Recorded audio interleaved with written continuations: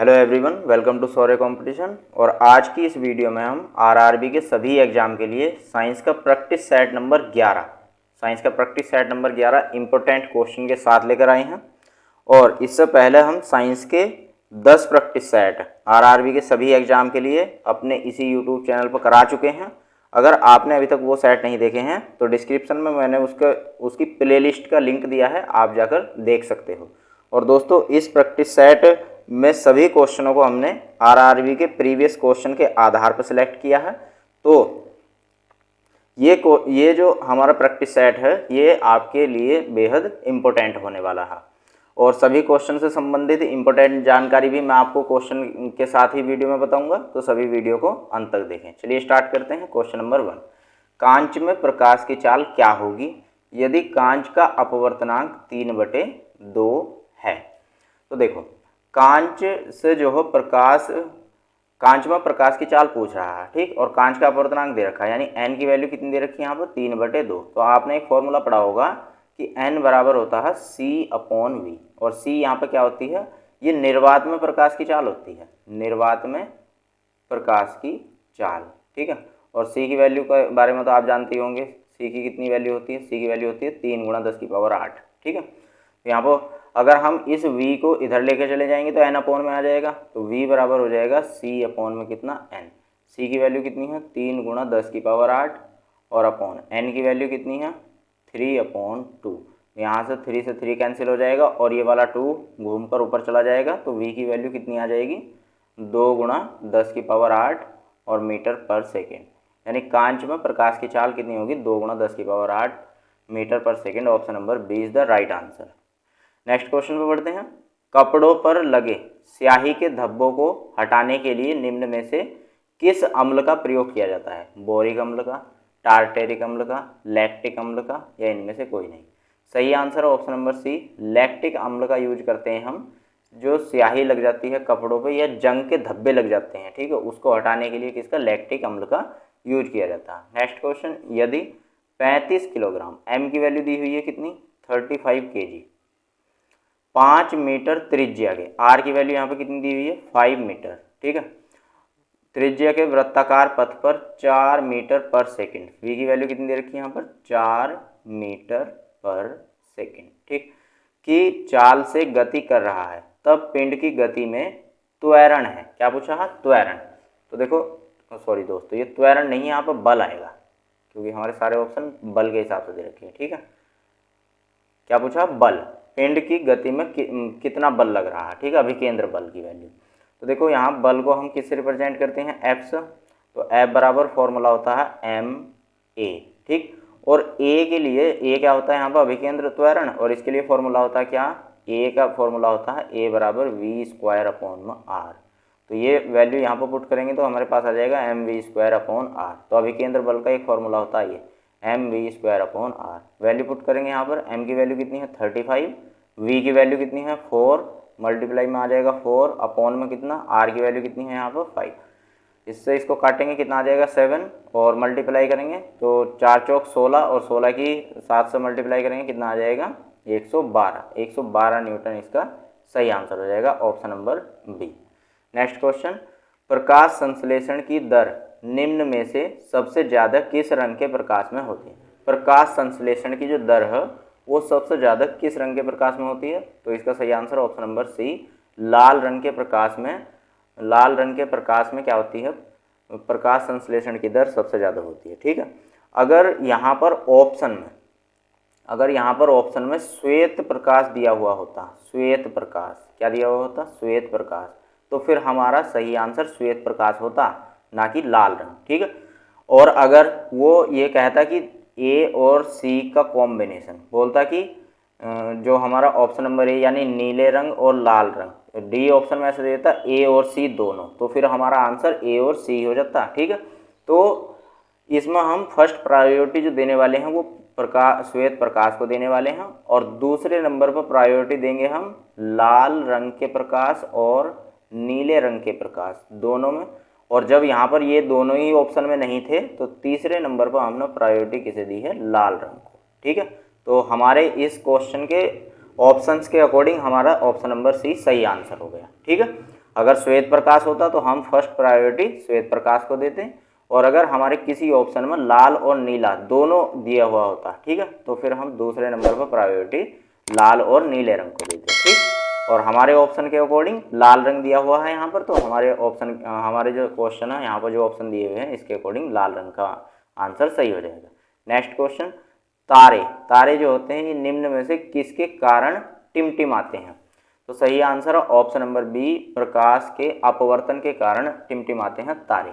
अब क्यों प्रकाश के अपवर्तन के कारण कैसे टिमटिमाते हैं तारे? देखो, जैसे ये हमारे पास क्या है, ये हमारे पास अर्थ है, पृथ्वी है ये हमारे पास, ठीक है, और ये है पृथ्वी का क्या, एटमॉस्फेयर यानी कि पृथ्वी का जो है वातावरण, ठीक। ये पृथ्वी का क्या है, वातावरण है, ध्यान से समझेंगे सभी। और इस वातावरण में ये डस्ट और जो हमारा वायुमंडल है, ठीक है, जो गैसें वगैरह हैं, ठीक, ये सभी यहाँ पर भरी हुई हैं, ठीक है। और यहाँ पर ये कोई स्टार है, तारा है, ठीक। अब तारा या तारा ही छोड़ो, कोई भी वस्तु हमें क्यों दिखाई देती है? कोई भी वस्तु हमें इसलिए दिखाई देती है, क्यों दिखाई देती है? क्योंकि जो उस वस्तु से चलने वाली जो प्रकाश की किरणें हैं वो हमारी आँख में प्रवेश करती है, इसी वजह तो वस्तु दिखाई देती है हमें। तो यानी जो तारा है उससे जो चलने वाली प्रकाश की किरण है, ठीक है, तो वो जब यहाँ से चलेगी तो पहला कहाँ आएगी? वो इस एटमॉस्फेयर में यानी इस वातावरण में आएगी, और इस वातावरण में जैसे ही आएगी तो यहाँ पर क्या है, यहाँ पर काफ़ी सारे डस्ट हैं, एक तो धूल के कण हैं और दूसरा यहाँ पर क्या है, गैसेज हैं, हमारी गैस जो हैं, ठीक है, वातावरण के अंदर। तो ये जो यहाँ से प्रकाश की किरण आ रही है तो ये इन सभी से क्या होगी, अपवर्तित होगी, क्योंकि यहाँ पर अंतरिक्ष में क्या है, निर्वात है, और निर्वात का जो रेफ्रेक्टिव इंडेक्स यानी कि निरपेक्ष अपवर्तनांक होता है वो कितना होता है, 1। और यहाँ पर क्या है, यहाँ पर वायु हो, और वायु का जो निरपेक्ष अपवर्तनांक होता है वो कितना होता है, 1.0003 होता है, ठीक है। तो यहाँ पर जो हमारी प्रकाश की किरण है वो विरल माध्यम से सघन माध्यम में जा रही है, तो यानी अपवर्तित होगी, तो अपवर्तित होगा इस तरीके से अपने मार्ग से विचलित हो जाएगी। ये जानी तो ऐसा चाहिए थी, ठीक है, और जाएगी यहाँ से थोड़ी विचलित होगा, ठीक। अब यहाँ पर पृथ्वी पर जो भी आदमी खड़ा हुआ है, ठीक है, जो भी यहाँ पर खड़ा हुआ है और वो इसको देख रहा है तारों को, ठीक, तो तारे यहाँ से उसे या एक तो वास्तविक उसकी स्थिति दिखाई नहीं देगी, उसको दिखाई देगा तारा यहाँ पर, ठीक है, यहाँ दिखाई देगा, जबकि वास्तविक जगह पर तारा है यहाँ पर, ठीक। दूसरी बात, ये जो यहाँ पर जो धूल के कण हैं ये लगातार अपनी जगह से हिलते रहते हैं, कभी इधर कभी इधर, अपनी माध्य स्थिति के इधर उधर हिलते रहते हैं। तो जो ये कण हैं इनके हिलने के कारण ही जो तारा है कभी यहाँ दिखाई देगा, कभी यहाँ, कभी यहाँ, कभी यहाँ, ठीक। तो तारा जो है लगातार इन्हीं धूल के कणों की वजह से अपनी जो स्थिति है उसके स्थान से जो हो इधर उधर हिलता रहता है, ठीक है। तो इसी को तारों का क्या कहा जाता है, टिमटिमाना। और ये किसके कारण होता है, प्रकाश के अपवर्तन के कारण, ठीक है। चलिए, आई होप ये आपको अच्छे तरीके से समझ में आया होगा। नेक्स्ट क्वेश्चन पे बढ़ते हैं। टूथपेस्ट का पीएच मान होता है, टूथपेस्ट जो सुबह को टूथपेस्ट करते हो आप तो उसका पीएच मान कितना होता है? सही आंसर है ऑप्शन नंबर डी, 8 पीएच मान होता है टूथपेस्ट का, ठीक है। और ये कैसी प्रकृति का होता है, ये क्षारीय प्रकृति का होता है, क्योंकि जो पीएच होता है, पीएच पैमाने पर 0 से लेकर 14 तक नंबर अंकित होते हैं, ठीक। अब 0 से लेकर, ठीक, इस तरीके से होते हैं ये 0 से लेकर और 14 तक नंबर इस तरीके से अंकित होते हैं कि पहले यहाँ पर लिखा हुआ होता है 7, यहाँ पर होता है 14 और यहाँ पर इधर क्या होता है 0, ठीक। तो 0 से लेकर 7 तक जो भी मान आएगा विलयन का वो कहलाएगा हमारा अम्लीय, और 7 से लेकर 14 तक जो मान आएगा वो कहलाएगा हमारा क्षारीय, ठीक। और जो 7 नंबर पर आएगा वो कहलाएगा हमारा उदासीन, न्यूट्रल, ठीक।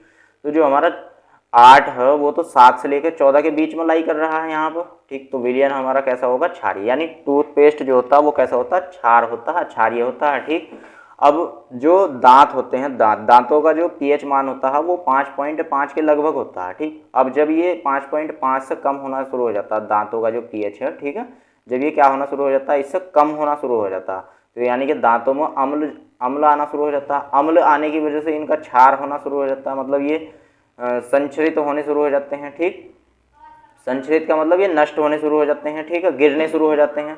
तो इसके लिए क्या किया जाता है, यहाँ पर क्षार यानी कि टूथपेस्ट किया जाता है, और टूथपेस्ट कैसा होता है, क्षारीय होता है, ठीक है। तो यहाँ पर अम्ल है और ये क्या है, क्षार है, तो क्षार और अम्ल लगभग मिलकर क्या हो जाते हैं, न्यूट्रल हो जाते हैं, उदासीन हो जाते हैं, ठीक है। तो इसी वजह से क्या करते हैं हम, जब दांत गिरने शुरू हो जाते हैं या दांतों से खून आना शुरू हो जाता है तो हम क्या करते हैं वहाँ पर फिर टूथपेस्ट करते हैं। ठीक है, 5.6 जो पीएच मान होता है ये होता है हमारा अम्लीय वर्षा का। जो किसी भी सीजन की पहली बारिश होती है वो अम्लीय वर्षा होती है।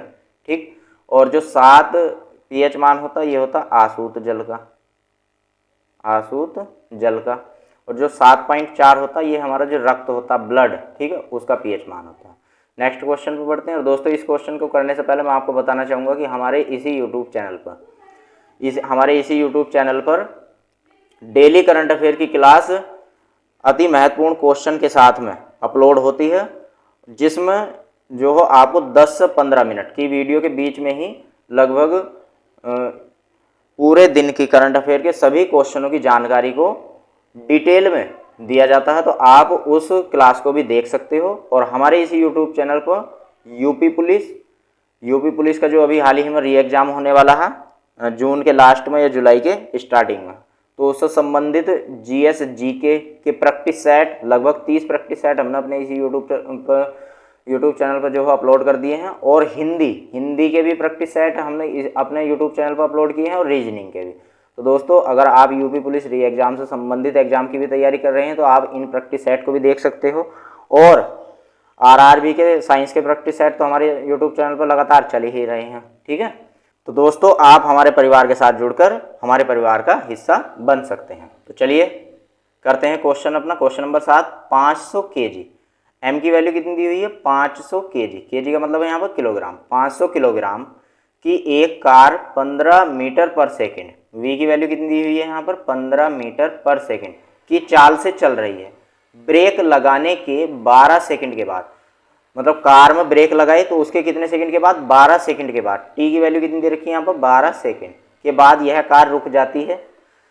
तब ब्रेक पर लगने वाला बल का मान क्या है, तो एफ की वैल्यू यहाँ पर पूछी है। ठीक है, अब एफ बराबर क्या होता है, एम ए, अभी बताया आपको। ठीक है, और एम तो ऐसे ही देखो, ए जो होता है वो ए त्वरण किसे कहते हैं, हम किसे कहते हैं, तो त्वरण होता है वेग परिवर्तन की दर को। किसको कहते हैं, वेग परिवर्तन की दर को। वेग परिवर्तन की दर को ही तो त्वरण कहते हैं। तो वेग परिवर्तन मतलब, तो वेग में अब 15 मीटर पर सेकंड की चाल से चल रही है और बाद में गई रुक, तो यानी वेग कितना हो गया यहाँ पर 0 मीटर पर सेकंड वेग हो गया, तभी तो कार रुकेगी। ठीक है, तो यानी कि इन दोनों का अगर डिफरेंस ले लिया जाए वो, तो अंतर कितना होगा, 15 ही आएगा। ठीक है, और अपॉन में समय कितना लग रहा है, समय लग रहा है 12। ठीक है, और एम की वैल्यू कितनी है, एम की वैल्यू है 500। तो याद आएगा हमारे पास 500 गुणा 15 अपॉन में कितना 12। 3 से काटेंगे 3 पंजे 15, 3 से काटेंगे 3 चौक 12, और 4 से इधर काट देंगे तो कितना आ जाएगा, 4 एकन 4, 2 4 दूनी 8 और 4 पंजे 20। 125 की 5 से मल्टीप्लाई करने पर आ जाएगा 625 न्यूटन का बल लगेगा ब्रेक पर। ठीक है, तो सही answer option number C. Next question पर बढ़ते हैं। क्वेश्चन नंबर 8, न्यूटन के गति का कौन सा नियम जड़त्व की व्याख्या करता है। सही आंसर ऑप्शन नंबर ए, पहला नियम। न्यूटन का पहला नियम क्या है, न्यूटन ने अपना पहला नियम दिया था कि अगर कोई वस्तु हो वो जिस अवस्था में हो उसी अवस्था में रहने का प्रयास करती है। मतलब अगर कोई वस्तु चल रही है तो वो लगातार चलती ही रहेगी, कोई वस्तु रुकी हुई है तो वो लगातार रुकी ही रहेगी। ठीक है, तो ये था न्यूटन की गति का पहला नियम। अब जड़त्व क्या होता है, जड़त्व होता है कि कोई भी वस्तु अपनी अवस्था में परिवर्तन का विरोध करती है। तो बात तो वही होगी, न्यूटन ने कहा कि कोई भी वस्तु जो हो वो जैसी अवस्था में वैसी अवस्था में रहने का प्रयत्न करेगी, और जड़त्व कहता है कि कोई भी वस्तु अपनी अवस्था के परिवर्तन का विरोध करती है। तो दोनों एक ही नियम हो गए। ठीक है, तो न्यूटन का पहला नियम जो होता है वो जड़त्व की व्याख्या करता है। ठीक, दूसरा नियम क्या होता है कि जो किसी भी वस्तु पर लगाया गया बाह्य बल है, किसी भी वस्तु पर लगाया गया बाह्य बल F वो संवेग परिवर्तन की दर के बराबर होता है। यह है न्यूटन का दूसरा नियम। और तीसरा नियम जो हो वो क्रिया प्रतिक्रिया का नियम। अगर आप किसी वस्तु पर बल लगाओगे तो जितना बल आप उस वस्तु पर लगाओगे वो वस्तु भी वापस उतना ही बल आप पर लगाएगी। तो ये क्रिया प्रतिक्रिया का तीसरा नियम दिया था न्यूटन ने। ठीक है, नेक्स्ट क्वेश्चन, हाइपोथैलेमस निम्न में से किस मस्तिष्क का भाग है। सही आंसर ऑप्शन नंबर ए, अग्र मस्तिष्क। अग्र मस्तिष्क का भाग होता है हाइपोथैलेमस, और ये दूसरा भाग होता है। ठीक है, अग्र मस्तिष्क के 3 भाग हैं। पहला है थैलेमस, पहला कौन सा है, थैलेमस। दूसरा है, ये पहला है दोस्तों, दूसरा हाइपोथैलेमस है, इसके बारे में हमारा क्वेश्चन ही है। ठीक है, और तीसरा है प्रमस्तिष्क। प्रमस्तिष्क ये सबसे बड़ा भाग होता है मस्तिष्क का, जो प्रमस्तिष्क है ये मस्तिष्क का सबसे बड़ा भाग होता है, लगभग 70 to 75% प्रमस्तिष्क ही होता है। ठीक, नेक्स्ट क्वेश्चन पे बढ़ते हैं। निम्न में से कौन सी धातु मुक्त और जुड़ी हुई, ध्यान से पढ़ेंगे इसको, मुक्त भी और जुड़ी हुई भी, दोनों अवस्थाओं में मिलती है? तो सही आंसर है ऑप्शन नंबर सी, चांदी। जो चांदी इसका जो प्रतीक होता है उसको हम Ag से लिखते हैं। ठीक है, जो चांदी सिल्वर होती है ये मुक्त अवस्था में भी मिलती है प्रकृति में, और जुड़ी हुई अवस्था में मिलती है। जुड़ी हुई अवस्था का मतलब इसके ऑक्साइड भी मिलता है और प्योर भी मिल जाती है। ठीक है, जबकि सोना और प्लेटिनम ये जो दोनों धातुएं हैं ये जो प्रकृति में है ये मुक्त अवस्था में ही मिलती है, जुड़ी हुई अवस्था में नहीं मिलती। ठीक है, नेक्स्ट क्वेश्चन। यदि रामू अपने घर में एक माह का मतलब एक महीने में 800 इकाई, 800 इकाई का मतलब 800 यूनिट, ठीक है, जो आपके घर में बिजली का बिल आता है उसको हम यूनिट में मापते हैं कि कितने यूनिट आया है। ठीक है, फिर उसी के हिसाब से जो हो जितने यूनिट बिजली का जितने यूनिट पर यूनिट के हिसाब से रेट होगा उसकी गुणा कर दी जाती है। ठीक है, और आपका बिल बताया जाता है। ठीक, ऊर्जा का उपभोग करता है तब यह ऊर्जा जूल में कितनी होगी? ऊर्जा का मात्रक है जूल, हालांकि किलोवाट घंटा इसका बड़ा मात्रक है, और किलोवाट घंटा को ही हम क्या कहते हैं? यूनिट। ठीक है, तो 1 किलोवाट घंटा को ही हम क्या बोलते हैं? यूनिट बोलते हैं। ठीक, अब किलोवाट घंटा को अगर हम किस में जूल में बदलना चाहें तो 3.6 गुणा 10 की पावर 6 जूल होते हैं 1 किलोवाट घंटा में। ठीक, तो 800 यूनिट में कितने हो जाएंगे? जब एक यूनिट में कितने हैं? 3.6 गुणा 10 की पावर 6 जूल, तो 800 में कितने होंगे? तो 800 में 800 की इससे मल्टीप्लाई कर देंगे, 3.6 गुणा 10 की पावर 6 की। ठीक है, अब गुणा करेंगे तो देखो 2 जीरो, तो यहाँ पर क्या होगा?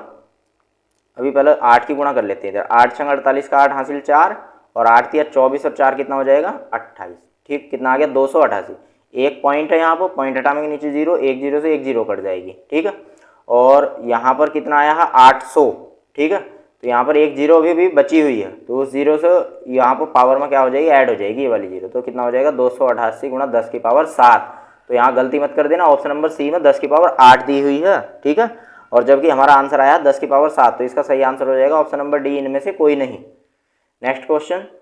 प्रकाश संश्लेषण की क्रिया में ऑक्सीजन किससे आता है? प्रकाश संश्लेषण की क्रिया होती है जो CO2 होता है, मतलब पौधे जो होते हैं वो CO2 और जल ग्रहण करते हैं। ठीक, और प्रकाश संश्लेषण यानी सन की एनर्जी में होता है, ये सन एनर्जी में। और सन एनर्जी को कौन एब्जॉर्ब करता है? तो जो पौधों की पत्तियों में क्लोरोफिल पाया जाता है, पर्णहरित जिसको हम बोलते हैं। ठीक है, तो ये इसको सन की एनर्जी को क्या करता है? एब्जॉर्ब करता है। तो एब्जॉर्ब करने के बाद होती है प्रकाशीय अभिक्रिया। तो इस प्रकाशीय अभिक्रिया में ये जो जल है ये दो भागों में टूट जाता है। किस किस में? एक तो हाइड्रोजन में और दूसरा ऑक्सीजन में। तो जो ये ऑक्सीजन है ये ऑक्सीजन ही डायरेक्ट हमारा कहाँ चला जाएगा? वातावरण में। कहाँ पर चला जाएगा ये हमारा? वातावरण में। ठीक है, तो यही वातावरण वाला ऑक्सीजन किससे आया है? ये जल से आया है। ठीक है, तो सही आंसर है इसका ऑप्शन नंबर ए, जल से आता है ये वाला ऑक्सीजन। ठीक है, प्रकाश संश्लेषण की क्रिया का जो ऑक्सीजन हम ग्रहण करते हैं वो किससे आता है? जल से आता है। ठीक, नेक्स्ट क्वेश्चन। निम्न में से कौन सा तापमान SI का मात्रक है? सही आंसर है केल्विन। तापमान का मात्रक होता है केल्विन। कैंडिला मात्रक होता है ज्योति तीव्रता का, ज्योति तीव्रता का। वोल्ट होता है विभवांतर का,